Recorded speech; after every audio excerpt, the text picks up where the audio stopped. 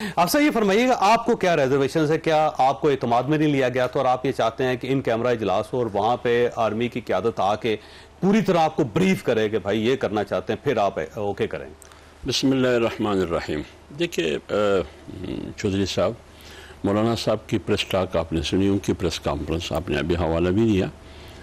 ہمیں یہ بتایا جائے کہ ماضی میں جتنے بھی آپریشنز ہوئے ہیں اس کا آؤٹ پٹ کیا ہے، ٹھیک، اس کا نتیجہ ہمیں بتائیے، کیا اس کی وجہ سے کوئی امن آیا ہے، نہیں آیا ہے، اس کا رزلٹ ہمیں بتائیں۔ میں بریف ویسے رزلٹ تو ہاں سر، یہ آپ کو پتا سوات تک تو چلا گیا تھا دہشت گردوں کے ہاتھ میں، وہ سارا علاقہ سیٹ ہو گیا، دہشت گردی ختم ہو گئی۔ میں عرض کروں، آپ نے لوگوں کو نقل مکانی پہ مجبور کیا، لوگ در بدر ہوئے، 4 سے 6 ہزار عام پبلک، بچے یتیم ہو گئے، خواتین بیوہ ہو گئی، لوگوں کے گوشت، ان کے پتہ نہیں ہڈیاں کہاں کہاں پڑی تھی، ان کی جو آبادیاں ہیں وہ کنڈرات میں تبدیل ہو گئے، لوگ اپنے ملک میں نقل مکانی اور ہجرت پہ مجبور ہو گئے۔ آج آپ جا کے در بدر زندگی گزار رہے ہیں۔ وعدہ ہوا تھا کہ سالانہ 100 ارب روپے ہم پاٹھا میں ڈیولپمنٹ کریں گے، آپ دیکھیں خاک بھی نہیں ہے۔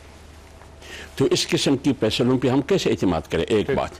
دوسری بات یہ ہے مولانا صاحب، یا ہم یہ سمجھتے ہیں کہ یہ فیصلہ حکومت کا نہیں ہے، یہ فیصلہ چیف آف آرمی اسٹاف کا فیصلہ ہے، لہٰذا یہ ملک 25 کروڑ عوام کا ہے۔ اگر فیصلہ کرنا ہے تو ایک نمائشی حکومت اس قسم کی ایک بڑا فیصلہ وہ نہیں کر سکتی ہے ایک حکومت۔ جہاں تک شہباز شریف صاحب ہے، وہ نام کا وزیر اعظم ہے لیکن بااختیار اور کام کا وزیر اعظم وہ نہیں ہے، ادب کے ساتھ ہمارے لیے محترم ہے۔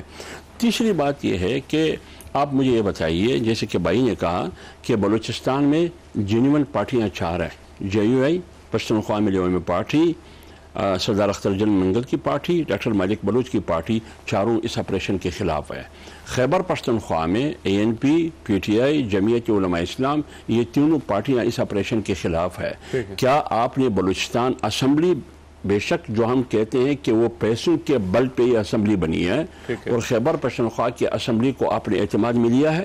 اگر آپ کہتے ہیں کہ ان کے چیف منسٹر وہاں شریک تھے تو گھنٹاپور آپ وہاں شریک تھے، وہ کیا کہہ رہا ہے؟ میٹنگ بھی موجود ہے، وہ کہتے ہیں کہ کوئی فیصلہ نہیں ہوا ہے۔ جہاں تک بلوچستان کے چیف منسٹر ہے، اس کے پاس اختیار ہی نہیں ہے، کیونکہ پورا بلوچستان ایک 18 گریڈ کا کرنل چلا رہا ہے، اس میں نہ کیبنٹ کا کوئی اختیار ہے نہ چیف منسٹر کا کوئی اختیار ہے۔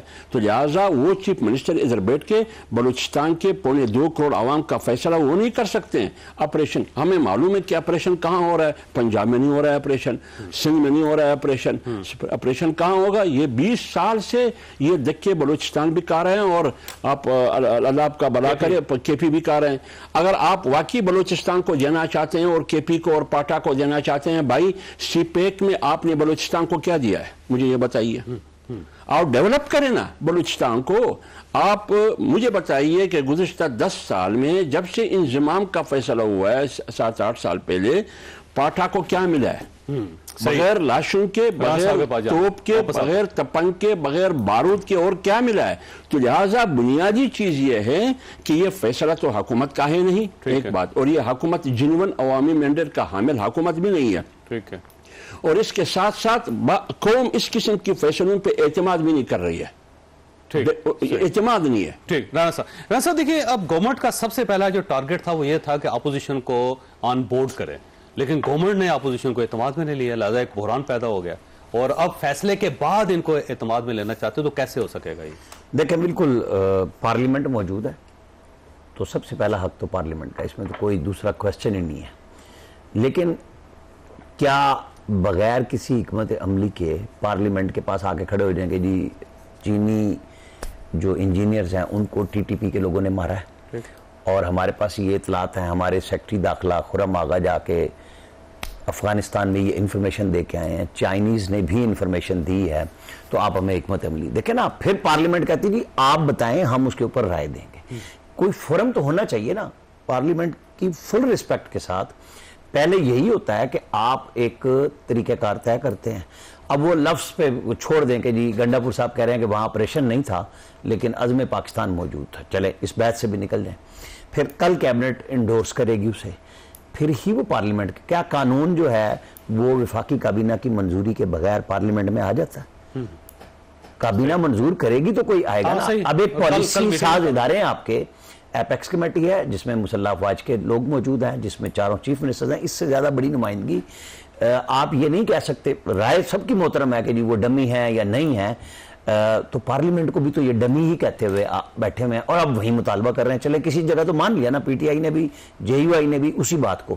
تو آنا تو الٹیمیٹلی ہر صورت میں آئندہ انتخابات کے لیے اگر آپ کو راستہ لینا ہے، کوئی بھی ایکشن لینا ہے، وہ پارلیمنٹ ہے. یہ اس کی تو میں بنیادی طور پہ حامی ہوں.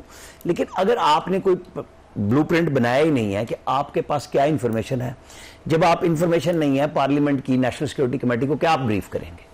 یہی کمٹمنٹ وزیر قانون نے کر دی. یا تو علی امین گنڈا پور یہ کہتے کہ جی فضول باتیں کر رہے ہیں آپ سارے، ٹھیک ہے، آپ پہلے جائیں کیبنٹ میں، پارلیمنٹ میں، پھر آ کے یہاں ہمارے سے انڈورسمنٹ کرائیں. وہاں جو بات آپ نے بھی کہی کہ 48 گھنٹے خاموشی رہی، ٹھیک ہے، میں بالکل ان کی اس بات پہ اعتراض نہیں کر رہا کہ وہ کیوں خاموش رہے، لیکن یہ نیم رضامندی تو ہے نا. کم سے کم خاموشی جو ہے کہ ایک فیصلہ ایک فورم پہ ہوا ہے، لفظ کو چھوڑ دیں آپ.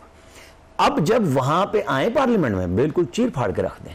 یہ سوال جو ہے نا لے جائیں کہ جی میرے فاٹا میں یہ پیسے آپ نے وعدے کیے تھے. مولانا فضل الرحمان بالکل مخالف تھے کہ جی فاٹا کو اس کے اندر شامل نہیں ہونا چاہیے کے پی کے اندر. اس وہ مرجر کے خلاف تھے، ٹھیک ہے، جنرل باجوہ صاحب اور جنرل فیض حمید صاحب نے منایا تھا. میں کہہ رہا ہوں کہ ان کا ایک اصولی بات تھی، اس کو بھی مانے. جو پی ٹی آئی کی گفتگو ہے اس نے اپنے ووٹ لیے ہیں وہاں سے، ان کی بھی بات سنیں. لیکن فورم تو پھر پارلیمنٹ ہی ہے نا. آپ نہ تو ان دہشت گردوں سے آنکھیں بند کر سکتے ہیں جن کو خان صاحب اور جنرل فیض حمید نے ایک پالیسی کے تحت جنرل باجوہ کے دور میں 40,000 لوگوں کو لا کے فاٹا میں، سوات میں، وہاں انڈر ویئر میں ایک ڈی ایس پی حوالے کیا تھا جب یہ لوگ آئے تھے کہ جی ہم وہیں کھڑے ہیں. تو اس اسٹیٹ کی پالیسی پہ بھی یہی پارلیمنٹ ڈسکس کر لے کہ جی وہ غلط تھی. ایک فیصلہ تھا، وہ بھی ریاست کا ساتھ تھا، اس وقت کی حکومت کا تھا. ایک آج کی حکومت کرنے جا رہی ہے، کہہ رہے ہیں پارلیمنٹ میں لا رہے ہیں. میرے خیال میں اچھی بات ہوگی کہ اس کو بحث کریں. جو سوال ہیں کہ جی کتنے خرچے ہوئے نہیں ہوئے. میں آپ کو ایک بات بتاؤں چودھری صاحب، اسحاق ڈار آج یہاں موجود ہیں، ان کو اس دن پوچھ لیں وہ بھاگے کیوں تھے. کہاں سے؟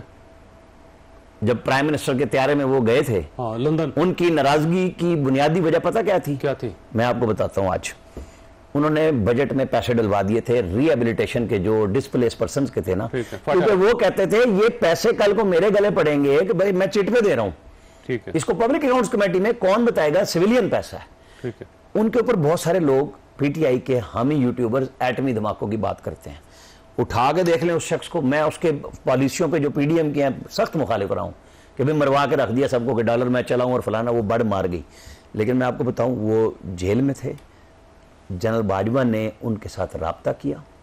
نہیں یہ تو جیل میں نہیں تھے. نہیں وہ سوری، جب وہ یہ نواز شریف کی گورنمنٹ گئی پچھلی دفعہ، وہ مشرف والے دور میں، وہ پرانی بات، انہوں نے جو ہمارے فائنانسز کے ایشوز ہیں کچھ لوگوں کے پاس ہوتے ہیں، ہر چیز ہر بندے کے پاس نہیں ہوتی. انہوں نے کہا جی یہ پیسہ وہاں پڑا ہے. ان کو پریشانی تھی کہ پیسے کہاں گئے.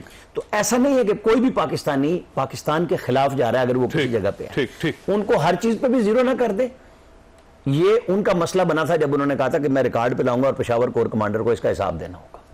ٹھیک ہوگا. میں نے بریک لینی ہے اور بریک کے بعد ڈاکٹر صاحب آپ کی طرف آؤں گا کہ فرض کر لیں کہ یہ آپریشن عزم استحکام پاکستان آپ کے لیے قبول نہیں ہے